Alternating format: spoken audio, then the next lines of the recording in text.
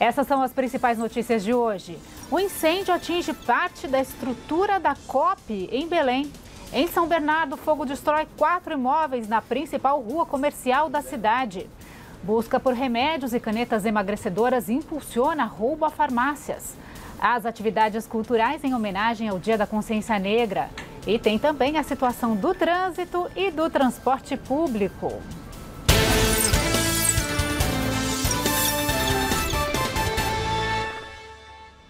Que é feriado e a gente vai ver como é que está a situação do transporte público para quem está trabalhando e para quem resolveu passear. Vamos abrir a nossa tela do metrô. Todas as linhas operam normalmente. E agora trocando para a CPTM, também operação totalmente normal nos trilhos de São Paulo. E agora informações do trânsito, direto para a nossa câmera da Avenida Paulista. Hoje foi dia de ruas abertas para pedestres, mas o tráfego de veículos já foi retomado agora e a situação é bem tranquila nos dois sentidos. Feriado é sempre dia de pouco movimento na cidade.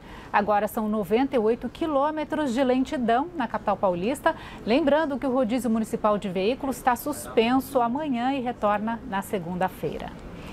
E a movimentação nas estradas continua intensa. Quem acompanha a situação das rodovias é o repórter Fernando Oda. Boa tarde para você, Fernando. Oi, Fernanda. Boa tarde para você e para todos que nos acompanham. Último feriado prolongado antes do Natal, então o pessoal decidiu aproveitar. Eu estou aqui na sala de controle do DER, que é o Departamento de Estradas de Rodagem de São Paulo, onde eles têm acesso a várias câmeras espalhadas pelas rodovias aqui do estado. Hoje o trânsito está um pouco melhor, mas ainda assim bastante movimento. Silvio Procópio vai mostrar para vocês, por exemplo, como está a movimentação para quem está chegando em Bertioga pela Rio Santos, na altura do quilômetro 193, 17 quilômetros de lentidão nesse momento.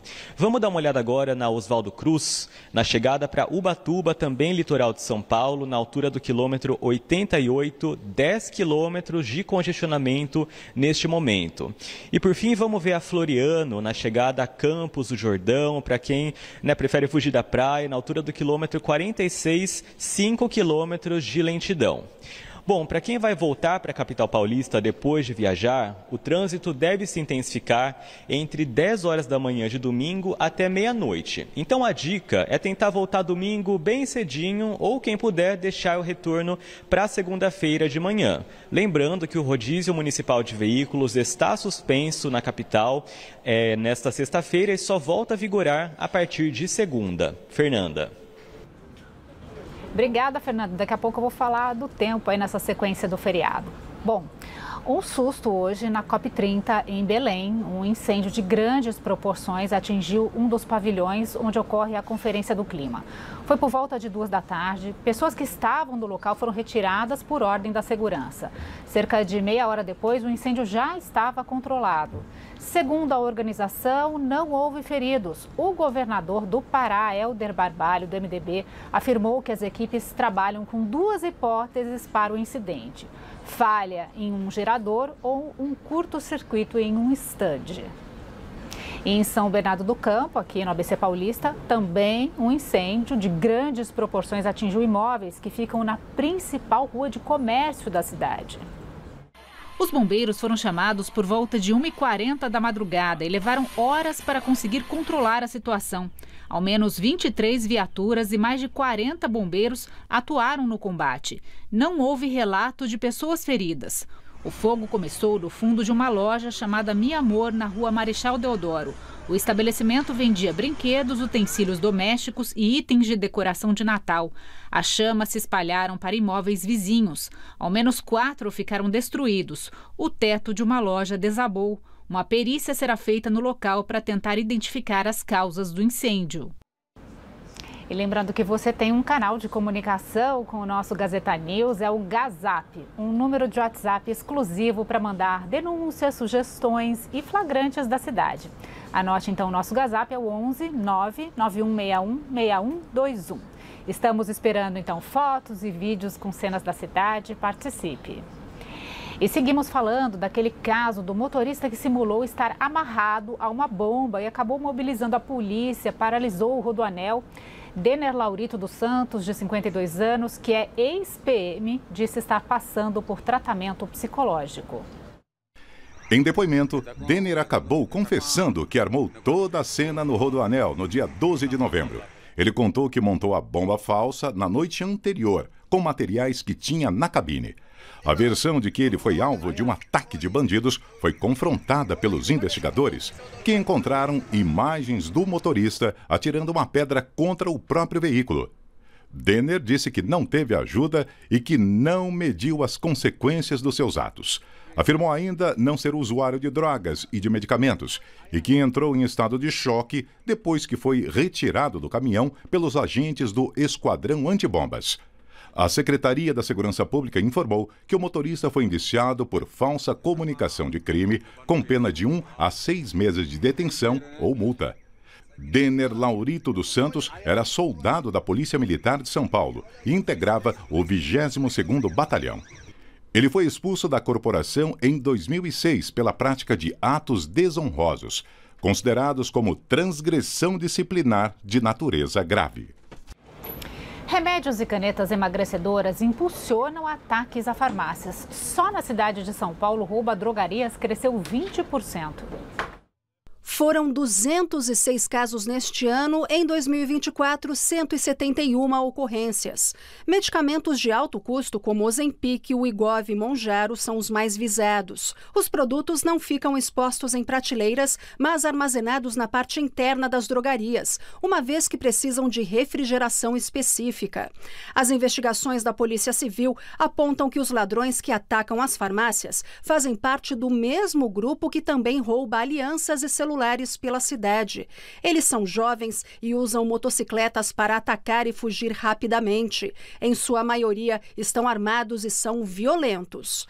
A Secretaria da Segurança Pública disse que as forças de segurança de São Paulo monitoram continuamente os índices criminais e ampliaram as ações contra roubos e furtos a farmácias, com foco na identificação e prisão de criminosos, na desarticulação do mercado ilegal de medicamentos e na responsabilização de receptadores. A pasta diz ainda que de janeiro a setembro houve cerca de 60 prisões de adultos, apreensão de 8 adolescentes e a recuperação de mais de R$1 milhão em produtos e medicamentos, especialmente canetas emagrecedoras. Já a Associação Brasileira de Farmácias e Drogarias afirmou ter criado um grupo temático de segurança em razão das ocorrências de furtos e roubos. O comitê reúne representantes das 29 redes associadas que respondem por mais da metade da venda de medicamentos no país. Segundo a Abrafarma, o objetivo é dar mais amplitude ao acompanhamento de casos, promover o compartilhamento de inteligência interna e sugerir atitudes preventivas. E agora vamos ao nosso giro esportivo. O repórter Alexandre Silvestre tem informações pra gente, então boa tarde. Oi, Fê. Ontem, na vila mais famosa do mundo, o Santos jogou contra o Mirassol e saiu na frente. Neymar na rede para o Peixe. Só que o Mirassol buscou o empate. Mirassol realiza grande campanha no Brasileirão.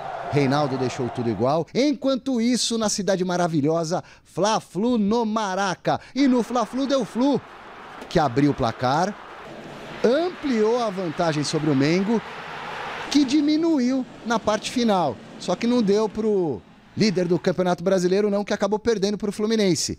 E quem perdeu a chance de empatar em pontos na liderança do Brasileirão foi o Palmeiras. Jogou em casa, Allianz Parque, contra o Vitória e não passou de um 0-0. Abel Ferreira, depois do jogo, saiu atirando para todos os lados, contra a imprensa, contra a arbitragem, mas também reclamou do próprio time. Sobre o jogo, 45 minutos demos de avanço ao nosso adversário. Apatia total, falta de assumir a responsabilidade de rematar, de chutar, de ir contra um. E daqui a pouco, 19h30, destaque para o majestoso clássico entre Corinthians e São Paulo na Neoquímica Arena. Tchau, tchau. Valeu, Silvestre. A morte de um homem negro espancado em um estacionamento de um supermercado em Porto Alegre, no Rio Grande do Sul, completou 5 anos ainda sem julgamento. No dia 19 de novembro de 2020, João Alberto, conhecido como Beto Freitas, foi agredido em uma discussão no estacionamento do Carrefour. Ele foi asfixiado até a morte por seguranças, na frente de outros clientes que foram impedidos de ajudá-lo. O supermercado assinou um termo de ajustamento de conduta em 2021 e não responde judicialmente pela morte.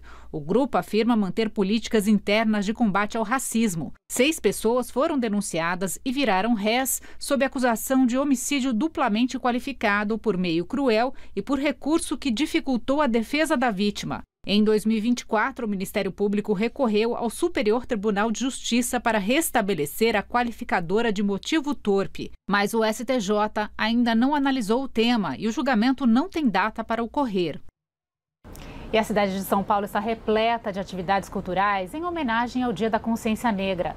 O repórter Felipe Vidal acompanha a programação do Museu Afro-Brasil Emanuel Araújo, lá no Parque Ibirapuera. Felipe, o museu estará aberto durante todo esse feriadão? Boa tarde.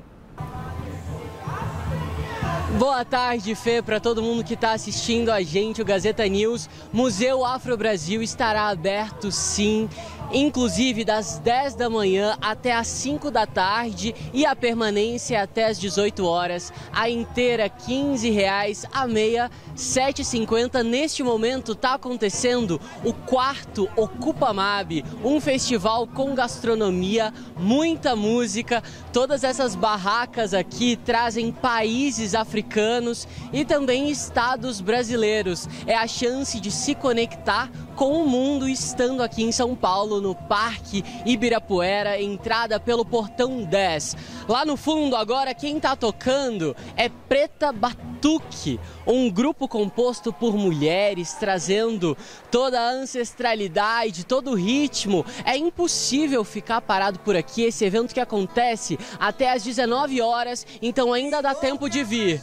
E bora dar um giro pela cidade, tem muita coisa acontecendo. Olha só esse VT. Em cartaz, no Sesc Santana, o espetáculo 20, indicado ao Prêmio Shell de Melhor Dramaturgia. Unindo teatro, música, dança e performances sensoriais, o trabalho revisita a memória dos movimentos artísticos negros dos anos 1920 e homenageia a histórica Companhia Negra de Revistas. A peça fica em cartaz até 14 de dezembro. Ingressos a partir de R$ 15.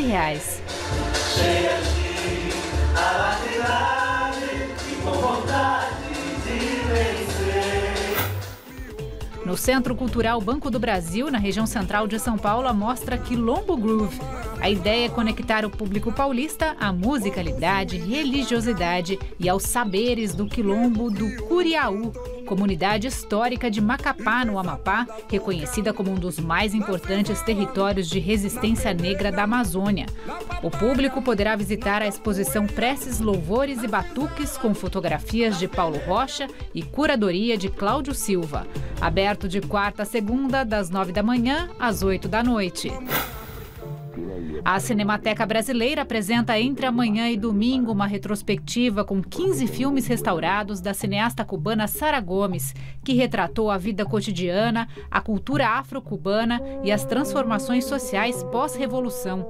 Ingressos de graça, distribuídos 1 hora antes da exibição. E o tempo ficou firme hoje aqui em São Paulo, mas uma massa de ar polar não deixou as temperaturas subirem muito, não. No nosso giro pela capital, temos agora 21 graus na Zona Leste, 23 na Zona Oeste, mesma marca lá nos bairros vizinhos da ZN. Faixa sul de São Paulo está mais fresquinha, 18 graus agora. E os termômetros marcam 21 na região central. Amanhã o ar seco também ganha força e por todo o estado o sol brilha forte. Isso faz com que as temperaturas subam mais, chegando a 35 graus em cidades lá do noroeste paulista. Na praia também será um dia de bastante sol amanhã. Aqui na capital, o dia começa frio, com apenas 13 graus e os termômetros sobem para 30 à tarde. No sábado e no domingo voltam as condições para chuva por causa da aproximação de uma nova frente fria. Máximas de 29 no sábado, 25 no domingo.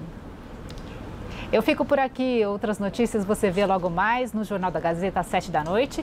Fiquem agora com o Gazeta Esportiva. A gente já